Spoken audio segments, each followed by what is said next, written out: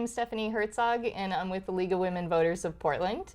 We are taping the video voters guide, and we're at MetroEast Community Media.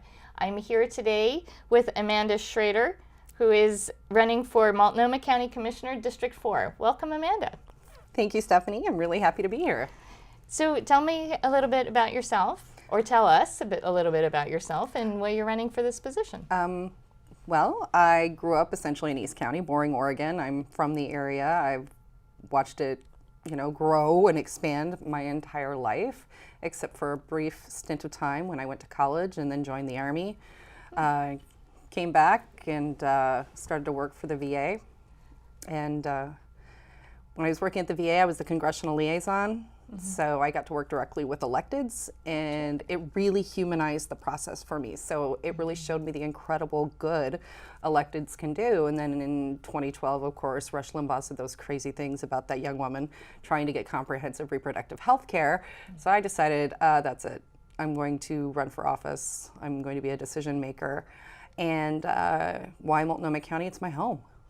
It's my home, and I have been a national level organizer, mobilizer. I've worked on national policy and negotiations, and I think that Commissioner really is the position that best uses the skill set that I have, which is the ability to mobilize people and organize people around an issue regardless of partisanship.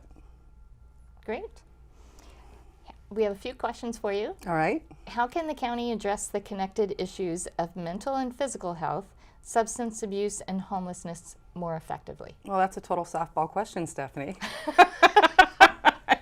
I think that well, it's a pretty difficult question to answer in itself. One of the things that I'm intending to do specifically in East County and all of Multnomah County is really strengthen our health and human services programs, really bring in adequate and not just adequate, but enough trained professionals in addiction services, mental health services, physical health services to meet the needs of Multnomah County. And East County specifically has a lot of issues with that because of the fact that gentrification has pushed so many people who are dependent on social services eastward that we really haven't caught up to the need. And so I'm really going to be working for a holistic health approach and ensuring that we cover those needs.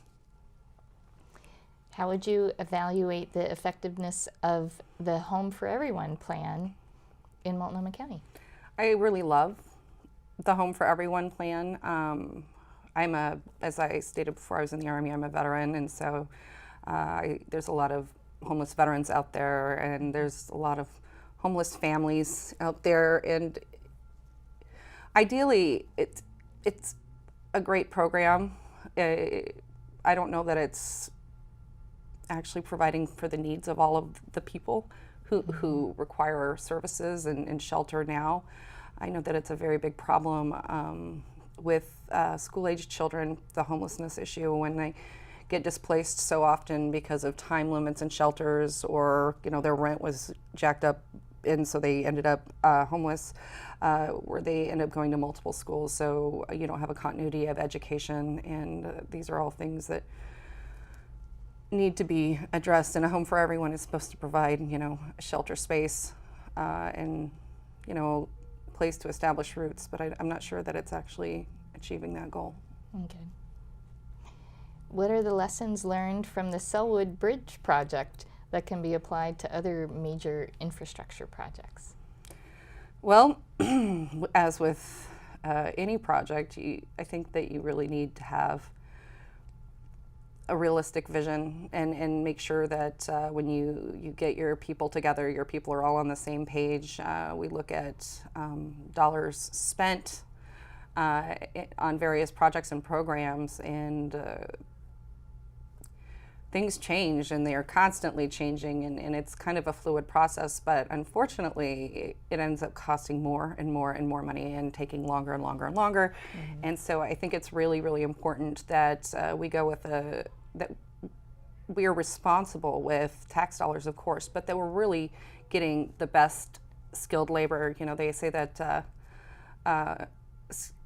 cheap labor isn't skilled and skilled labor isn't cheap. So we need to make sure that we are getting solid contracts with solid people. I'm 100% behind buildings and trades unions and ensuring that we make sure that our jobs go to the buildings and trades, or PLAs or local businesses run by veterans, women, minorities, to ensure that we have some equity and some places for people to get footholds to get their own small businesses off the ground. But I think that it's always a good idea to go union because, I don't know, I'm third generation union, and I grew up with labor values, and I know that my sisters and brothers in the buildings and trades work really hard. They do great work.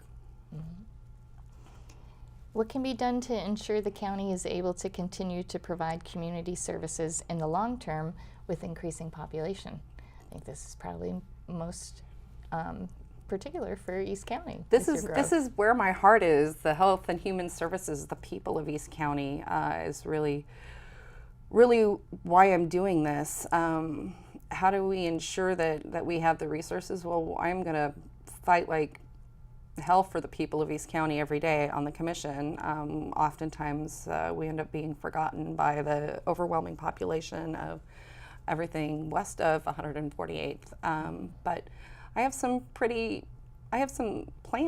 to kind of reinvest in the community. I want to work with the Oregon Food Bank and incorporate with Sun School Schools Uniting Neighborhoods program, Cooking Matters, at the age of 10 or 5th grade, so that children are learning to nourish themselves, are learning to cook for themselves, and they're building themselves up from that very, very point. And I think there's something incredibly empowering about that.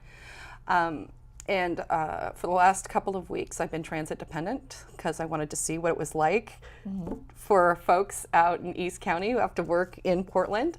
And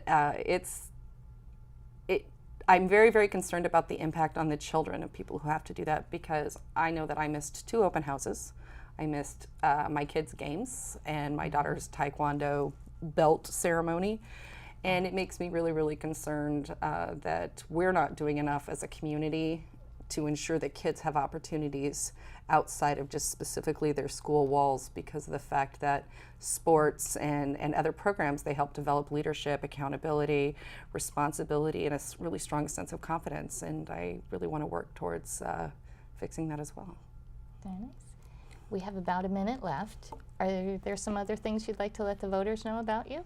Well, I want to really thank the labor unions for supporting me, and you've watched me grow up from being a little girl in pigtails to the woman I am with the Democrat woman that I am with progressive labor values, and know that I will always be a champion for the people, because the people are who matter to me. So please vote for me. Great. Well, thank you so much for your time. Thank you, Stephanie. And thank you for watching. This has been the Video Voters Guide. We want to remind you to make sure you vote on the general election on November 8th and inform yourself about the candidates and the ballot measures.